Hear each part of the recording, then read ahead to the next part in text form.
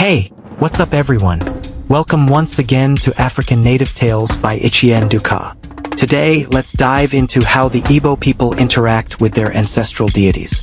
The Igbo people, deeply rooted in polytheism, believe in a world filled with different gods and goddesses. But how do they reach out to these powerful deities and request their help? The Igbo people understand that the universe operates on a system of exchange. A trade by barter, where you give something to receive something in return.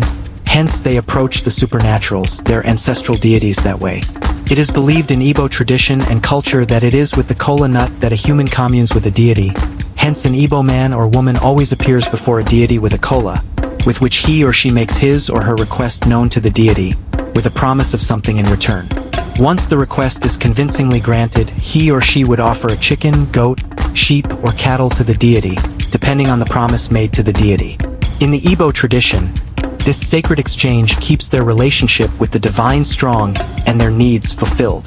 Thanks for joining us today. Like, comment, and share with others.